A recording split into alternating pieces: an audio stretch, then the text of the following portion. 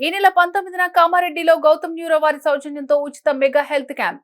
రామనామం ప్రతిధ్వనిస్తోంది. నారాయణ మంత్రం శ్రీకారమై ప్రవహిస్తోంది. మంగళధ్వనులు చిద్విలాసం అవుతున్నాయి. బాలరాముని దివ్య వైభవ దీప్తులతో సరయూ తీరం వెలిగిపోతోంది. పుష్పవృష్టి కురుస్తోంది. అభిషేక జలాలు వర్షిస్తున్నాయి. నుతులు స్తుతులతో ఆ శ్రీరామచంద్రుడికి లోకం ప్రణమిల్లుతోంది. కన్నులకు ఇంపుగా భక్తి పూర్వకంగా అయోధ్యలో ప్రతిష్టాపన మహాక్రతువు అంగరంగ వైభవంగా కొనసాగుతోంది. గర్భగుడిలోకి చేరిన బాలరాముని విగ్రహానికి యంత్ర ప్రాణ ప్రతిష్టాపన క్రియలు చతుర్వేద మంత్రోచ్చరణలతో నిర్వహిస్తున్నారు.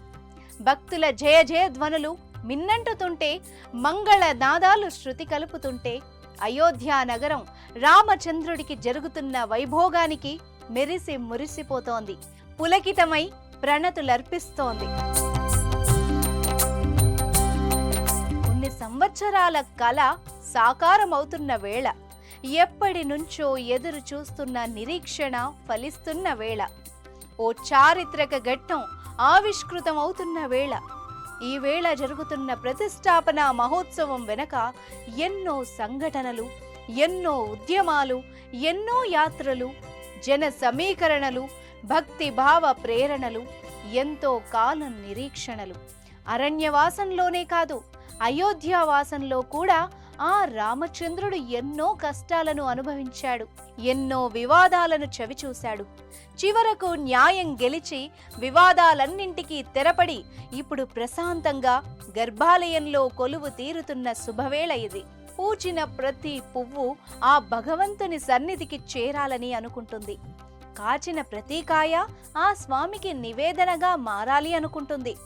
భక్తితో సమర్పించే ప్రతి పువ్వు, ప్రతి ఫలము ఆ రామచంద్రునికి ఇష్టమే. ఎన్నో పూలు, తులసి దళాలు, మాలలు, వివిధ రకాల ఫలాలు తెప్పించారు. ఆలయ మండపాన్ని సర్వశోభితంగా అలంకరించారు. ఎక్కడ చూసినా పచ్చదనం శోభిల్లుతోంది.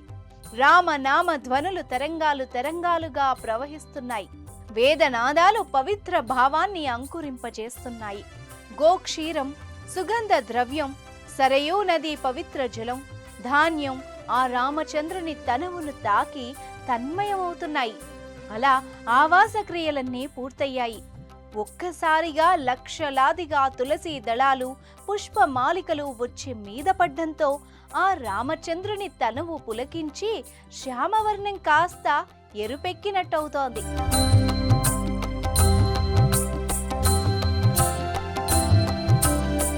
పాలు, తేనె, పసుపు, నారికేళ జలాలతో అభిషేకిస్తే అమృతంతో చేసినట్టు, గోఘృతంతో చేస్తే యజ్ఞఫలం సిద్ధించినట్టు. విగ్రహానికి అమంగళ దోషాలన్నీ తొలగిపోయేందుకు వేదోక్తంగా అభిషేకాదులను నిర్వహిస్తున్నారు. అగ్ని ప్రజ్వలనంతో యజ్ఞ యాగాలు కొనసాగుతున్నాయి. యజ్ఞం అంటే నిష్కామ కర్మ, స్వార్థరహిత కర్మ, జగత్ కళ్యాణానికి ఉపయోగపడే క్రతువు. యజ్ఞాలలో వినియోగించే సంభారాలతో యజ్ఞ పురుషుడు సంతుష్టుడై శుభాలను కలిగిస్తాడని వేద శాస్త్రాలు చెబుతున్నాయి.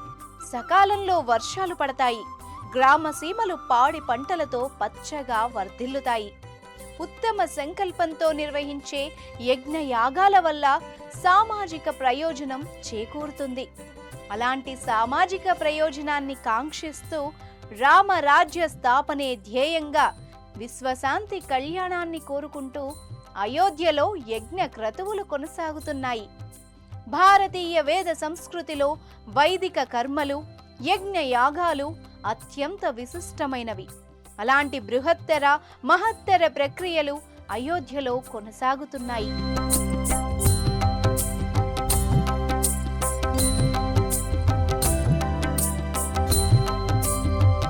విజ్ఞానం మీద విశ్వాసంతోనే విజ్ఞానం పుడుతుంది. ఆ విజ్ఞానమే యజ్ఞం.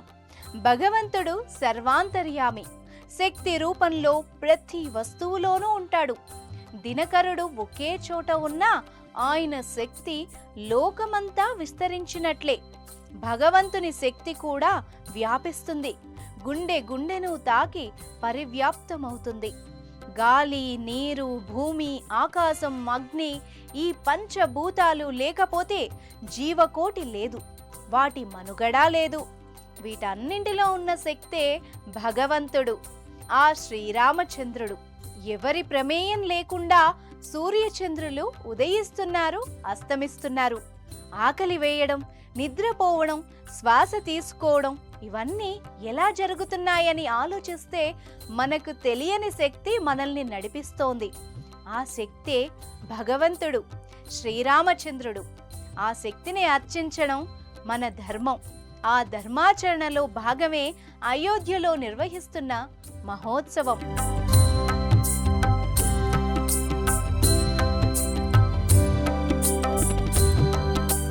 యజ్ఞం లోక రక్షాకారకం, జగద్రక్షణాశీలకం. అగ్ని భట్టారకుడు కూడా సూర్యుని వలె మరొక ప్రత్యక్ష దైవం.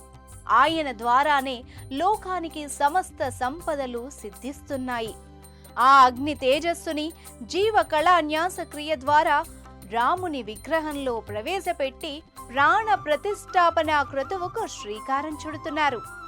స్వాహాంతంగా వేద పఠనాలు కొనసాగుతున్నాయి. ఋత్విక్కులు ఆహుతులను సమర్పిస్తున్నారు. ఘృతము, సమిదలు, నవధాన్యాలు, పొంగలి, చక్కెర, తేనె, సుగంధ ద్రవ్యాలతో అత్యంత భక్తిపూర్వకంగా హోమాదులు నిర్వహిస్తున్నారు. హోమ కుండాల నుంచి ఎగసిపడ్డ ధూమం సుమధుర పరిమళాలను వెదజల్లుతోంది. ఆధ్యాత్మిక శక్తిని, బలాన్ని ఇస్తోంది. ఆ బలానికి రామనామ బలం తోడై అయోధ్య సర్వశక్తిమయంగా రూపుకడుతోంది.